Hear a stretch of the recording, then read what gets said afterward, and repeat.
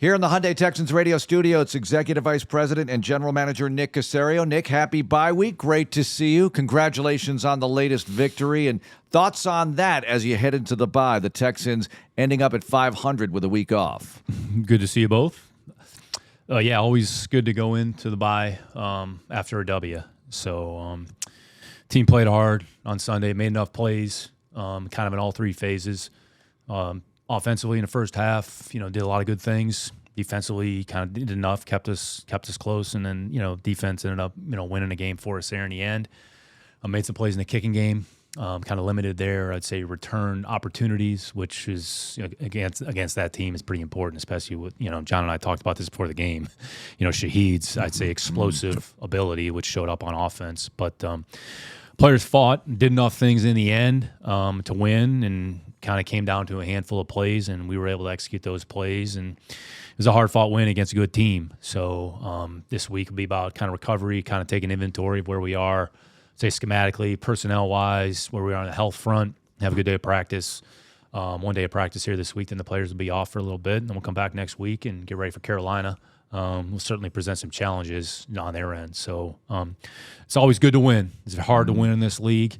You never take those for granted. So, it's good to go in this week with that mindset. Nick, you've gotten contributions from a lot of different people across the board. One that I thought played exceptionally well on Sunday, and I'm curious. You make the deal for Blake Cashman a couple of years ago and bring him in here, and you could see the athletic ability. We know he ran extremely well at the combine, ran at the 4.5 range. You see that show up on the field. But what was it about Blake that you really liked to bring him here a couple of years ago, and now it's paying off? Yeah, I would say this is a good example of, and we've talked about this here, the scouting process, and then kind of how it manifests itself once a player is in the league. So did a lot of work on Blake when he was coming out of Minnesota. Jets drafted him, I believe it was in the 5th round or wherever it was. And as a rookie, he played the first 3 or 4 games and was probably like one of their best, I would say, coverage players or coverage linebackers at that position. Then he got hurt, and then kind of been the story of his career. And then we had an opportunity to bring him here, a few years ago. We thought it was kind of a low risk, potentially high reward opportunity. The big thing with Blake is, he's been healthy, he's been productive, and he's usually taken advantage of his opportunities. Felt that he was going to be a player that could play on 4th down and have a good role as a 3 or 4 phase player, also with the potential of having the opportunity to play defensively. I think sometimes you have some linebackers that are special teams only, and they kind of get pigeonholed as such. And then you have some other players, they have value in the kicking game, and they may have value in their respective offensively or defensively. So in Blake's case, we thought it was going to be more than special teams only, that he'd have an opportunity on defense. He's actually played the most defense, most snaps in the first 4 or 5 games than he has basically his entire career. Wow. So Blake's a smart kid, works hard, very explosive, fast, tough, and he showed up in the spring, made a lot of plays, got his hands on a lot of balls in training camp, and that's continued. The big thing with him is just availability. Yep. So when he's been available, he's been productive, and he certainly was productive with his opportunities on Sunday. And how about Shaquille Griffin? Because he came back and paid dividends for you as well. And you told us last week about, hey, watch out for Kamara catching passes 5 yards behind the line of scrimmage and then making big plays. Well, he did that on that 4th down, but you stopped the 1st down from happening. Yeah, Kamara's a tough guy to tackle. Yep. I mean, I think the thing that stands out about him is just his balance, his lower body balance, and his ability to withstand contact. So he's not an easy guy to tackle in the open field. And that's the type of player you need to give multiple hats to the football. So that specific play, you were in a 2D. Shaq kind of squeezed a little bit, but still had the ball leveraged and was able to kind of cut Alvin off, kind of make the first initial contact, and then Cash was able to run over and kind of finish off the play. So Kamara's a hard guy to tackle. Sometimes you need 2, 3, 4, 5 guys, but that was certainly a big play in the game. Turnover on downs, get the ball back. You have the opportunity to eat some clock. So certainly a big play in the game. I'm sure you haven't been asked about this before, but what do you think about your rookie quarterback? How's he doing? C.J. Stroud, I think you've heard of him. Yeah, how do you think he's doing? Know a little bit about him. Yeah, a little bit. What do you think about his progress thus far, Nick? Yeah, I mean, I think from start to finish, he's certainly improved and made progress. I think that was a tough defense. We talked about that, I'd say last week a little bit. I mean, that was top to bottom, probably one of the best defenses we're going to see all year. We're going to see some good ones, but certainly put the Saints up there, present some challenges. Earlier in the game, kind of, getting our feet on the ground here a little bit. Had a couple of errant throws, had the interception, which he owned, but didn't allow it to affect the overarching, progress of the offense for the duration of the game. So I think that mental toughness, that mental fortitude to kind of move on from one play to the next, I'd say that certainly was an example of it during a game, given the circumstances of how the game was going. Well, he owned it, but he got the ball right back with a first down, Nick. I mean, that's like getting pulled over, and then they give you a warning, and you can keep going. Even if you're going 80 and a 35. Yeah. So, yeah. I mean, you're really not paying the price for it, right? You're getting rewarded. No, sounds like somebody knows that that happened before. Not know anything about that. No experience in that, huh? Yeah. No, that was a big play in the game, and I think that's just their overall mindset. I mean, I think that starts with D'Amico and the mindset of how we need to play, and it was a learning opportunity as well. I mean, each Thursday, we present to the team. Dino Vasso, our secondary coach, presents to the team just kind of a ball presentation. Here's some examples of their team, our team. Here are some of the coaching points, just one thing you want to focus on. And really, when you're on offense, you go from offense to defense pretty quickly when you turn the ball over. So when you go to defense, it's really about attacking the football and trying to get the ball back. So, we had CJ actually kind of had the ball leverage. Shaq kind of flew in there, kind of forced ball into stop and start, slowed him down for a second, and Nico came in, and the ball, as Dino would say, the ball was on his mind, and he was able to punch it out. And that was a huge play in the game. So any play in a game, you really never know what's going to impact the game. So that was certainly an impactful play, very, I would say, astute play by Nico, and not give up on the play, and then the Titans jump on the ball and finish it. So, I mean, that was, if there was ever like a team play, there's a good example of a team play right there. I want to bring up something about that for a moment, because you mentioned different things that happen in the team meetings, and we could talk to Coach about this as well. But your video guys here, led by Tim, they can put together presentations and have to, right? Because you want to appeal to these players, stress things. It's not just a guy up there talking, right? You have presentations you want to give displayed in a visual way so they really get the message. Yeah, there's different ways to stimulate a player's mind, and everybody consumes information differently. But if you have something tangible that you can present the team and show the team, and that resonates, and sometimes it's a quick hit, it's 10, 15 minutes. Mm-hmm. All right, here are some bullets, here are some highlights, here are some examples, and you have to be concise to the point. And then when you kind of break off into your individual meeting room, if you're a player, you might have some questions, you can do a deeper dive. So we have access to a lot of video. We have access to a lot of data and information. Are we presenting and providing the players the information that they need and the resource that they can be successful, that they could potentially use on game day? Ultimately, that's the most important thing. So I think that's a good example of, everybody's role in the organization is important. Everybody has a respective area that's sort of they're the expert in, and we're all trying to support one another, and in the end, put the players in the best position where they have a chance for success when they're on the field. Nick, we're going to save the Panthers scouting report for next week. Sure. But I would imagine with the second pick in the draft, with quarterbacks up there, you spent some time with Bryce Young. Now, I know the Panthers haven't won games, but Bryce has won a lot of football games at Alabama. He's starting to grow up in this league. What did you learn about Bryce, and what have you seen with Bryce in the first kind of 5-6 games that we've had here? Yeah, and we'll save the scouting report on the Panthers for next week. Yeah. They're probably a better team than people realize.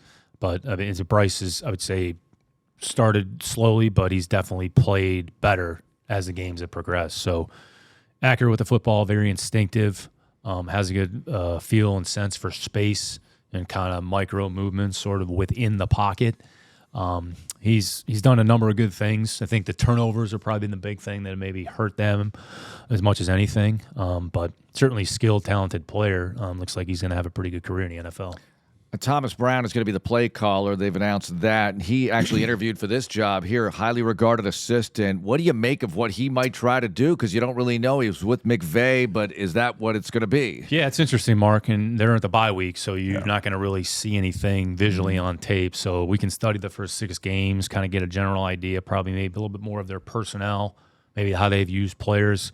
And then schematically, maybe there's some wrinkles that Thomas provides. But, experienced coached. He's coached in college, worked in the NFL, been a part of some pretty good offensive systems, being around, Coach McVay. I mean, certainly you're going to learn a lot, being around him. So whether or not there's a Rams component or element, we're probably going to find out here during the course of the game, because you're really not going to be able to go off of much else. So, I think it'd be important for our players just to focus on the Panthers, focus on their personnel, have an understanding of maybe what they've done to this point, and then realizing during the course of the game, we might have to adjust or modify maybe some calls or how we're playing something. So there's a little bit of uncertainty, but, it's happened before. You just try to prepare as best we can for what we think we're going to see when we play them, on a few Sundays from now. So the bye week for everybody is all exciting. Oh, they're all going well, we've got to do radio, and I'm sure you've got to do work during the bye week. I like radio. So busy. Yeah, I know. I like you guys doing are bye so week. busy. We're so busy. We're talking, flapping our gums. But point being, more importantly,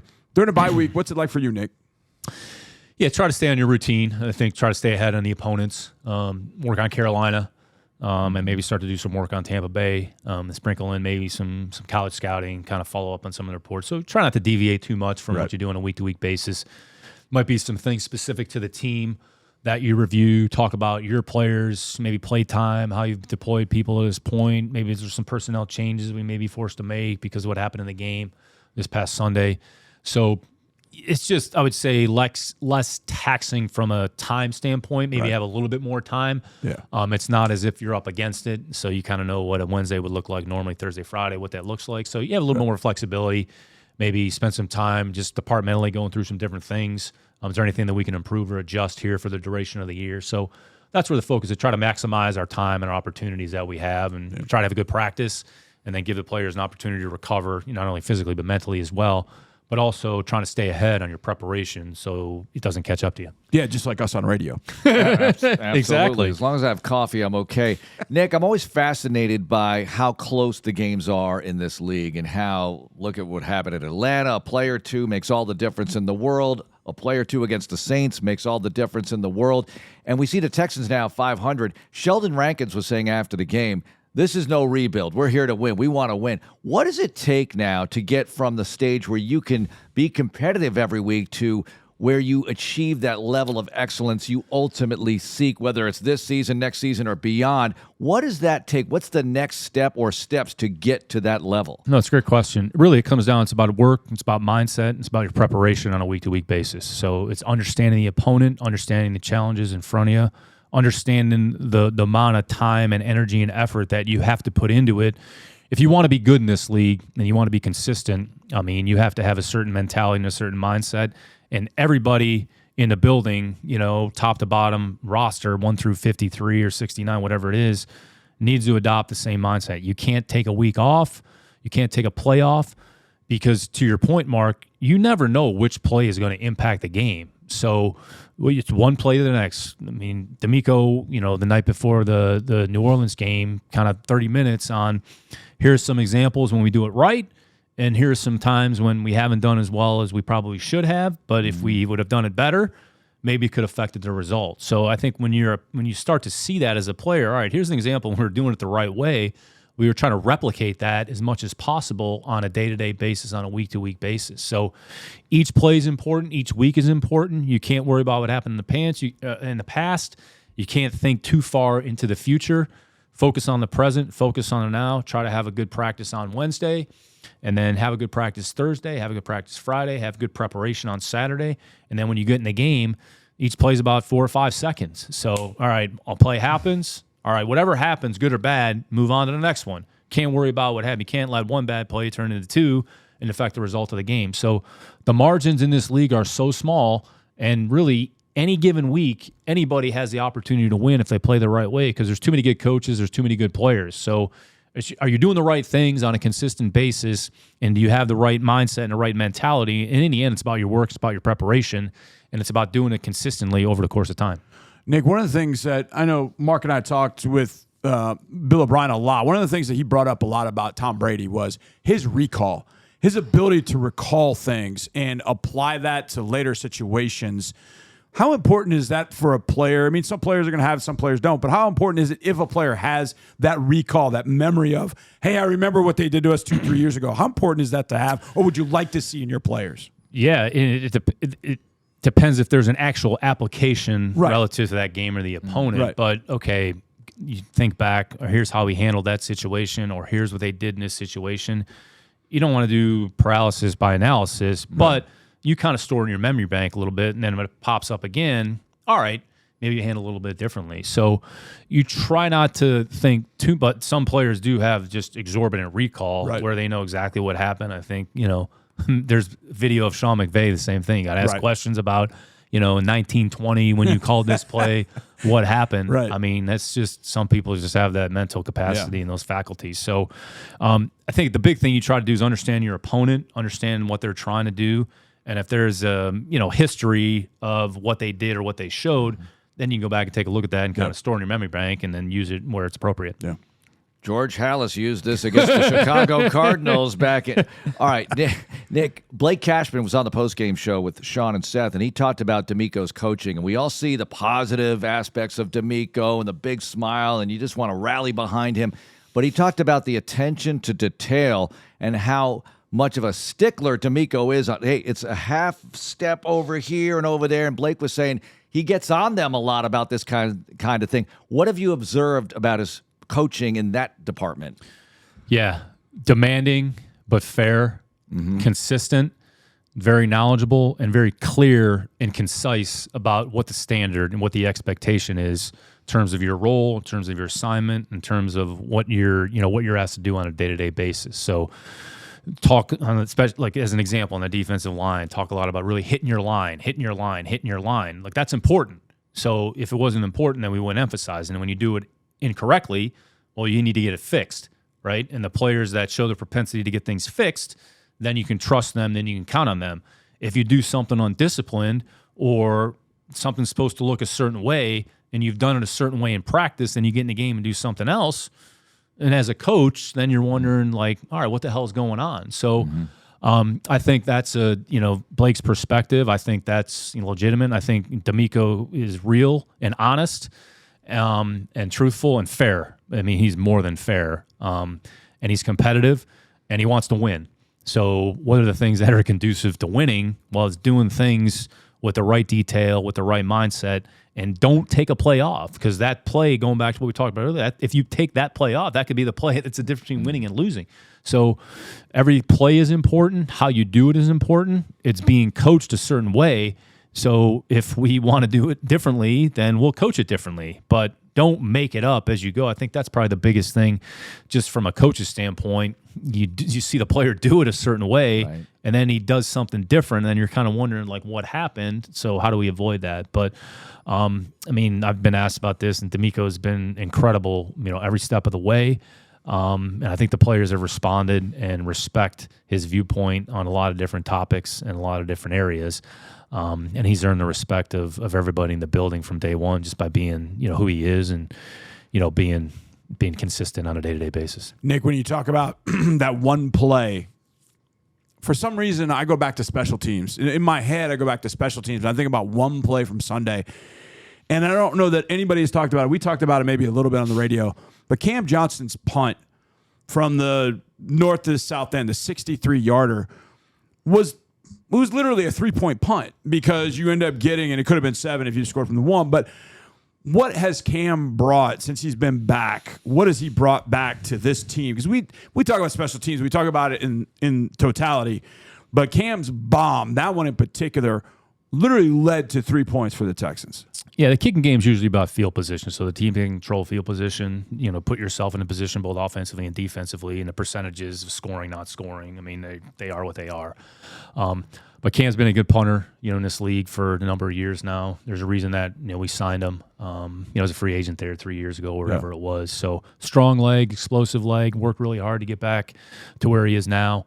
One of the probably more important things that he does is the holding. I mean, that relationship between the specialists. You can't have good special teams if you don't have good specialists. And I think we're very fortunate and blessed to have 3 pretty good specialists. Yep. And I mean, Eam has performed really well this year, and Cam, coming back here last couple weeks.